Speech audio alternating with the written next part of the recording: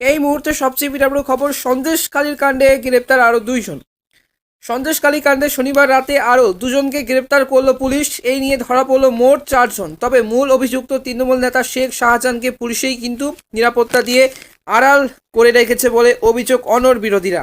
ED আধিকারিক ও কেন্দ্রীয় বাহিনীর জওয়ানরা কিন্তু উপরে হামলায় অভিযুক্ত শাহজাহানকে ধরতে না পারলেও কিন্তু বিজেপির রাজ্য সভাপতি সুকান্ত মজুমদার সহ কয়েকজনের বিরুদ্ধে কিন্তু নেজাট থানায় জমিন অযোগ্য ধরায় সত্যপ্রণোদিত কিন্তু মামলা সুমোটো রুজু করেছে এবার পুলিশ।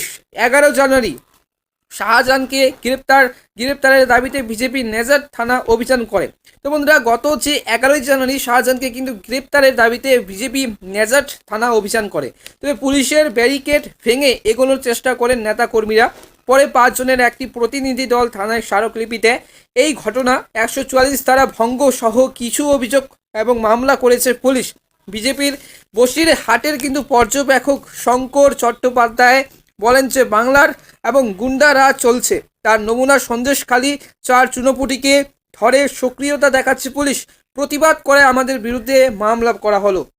পুলিশ সূত্রে খবর, হামলার ঘটনার তদন্তে কিন্তু নেমে শনিবার ধরা হয় আলী হোসেন এবং ঘোরামি ও সঞ্চয় মণ্ডল নামে 2 অভিযুক্তকে। হোসেনকে কিন্তু মিনাক্ষার খড়িবেড়িয়া থেকে কিন্তু ধরা হয়। নেজার থেকে ধরা পড়ে সঞ্চয় মণ্ডল, তার বাড়ি সন্দেশখালী এবং বাগচিপাড়া বাজারের। কিন্তু পুলিশের দাবি যে গত 5 জানুয়ারি সন্দেশখালীর গ্রামে ইডি আধিকারিক ও কেন্দ্রীয় বাহিনীর জওয়ানদের উপরে হামলার ঘটনা নানা সূত্র এবং ভিডিও ফুটেজ দেখে শনাক্ত করা হয়েছে কয়েকজনকে।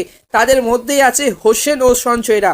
এর আগে এই ঘটনার ধরা পড়েছে মেহেবুর মোল্লা এবং সুকুমার সর্দার। তাদের এবং জেরা করেই কিন্তু বাকি 2জনের সন্ধান মিলেছে বলে দাবি পুলিশের। সকলেই আপাতত পুলিশ এবং হেফাজত। কিন্তু শাহজাহান কোথায়, উত্তর মেলেনি। রবিবারও ফোন ধরেননি বসিরহাট এবং পুলিশ জেলার সুপার এবং জবি থামাসকে। মেলেনি মেসেজের উত্তর। সিপিএমের উত্তর 24 পরগনা জেলা সম্পাদক মণ্ডলীর সদস্য আহমদ আলী খান এবং এদিন বলেন শাহজাহান অনুগামীদের পুলিশ ধরছে, অথচ শাহজাহান অধরাই, এখনও অধরাই।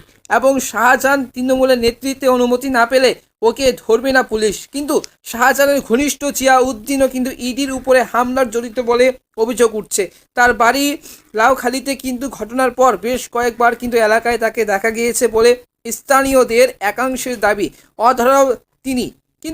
অধরাও তিনি শাহজাহান শেখ কিন্তু জিয়াউদ্দিনের মেয়ে কিন্তু নূরজাহানের দাবি যে বাবা বাড়িতে নেই, তবে কিন্তু ফোনে নিয়মিত কথা হচ্ছে, ওকে ফাঁসানো হয়েছে। পুলিশ জিয়াউদ্দিন প্রসঙ্গেও কিন্তু নিশ্চুপ। তৃণমূলের বসিরহাট সাংগঠনিক জেলার নেতা তথা জেলা পরিষদ সদস্য AKM ফারাদ বলেন, সরকারের উপরে যে ভরসা রাখতে হবে। সরকারের নির্দেশে পুলিশ কাজ করছে। চক্রান্তের সত্যিটা সামনে আসবে। তৃণমূল বিরুদ্ধে চক্রান্তে ব্যর্থ হবে বিজেপি।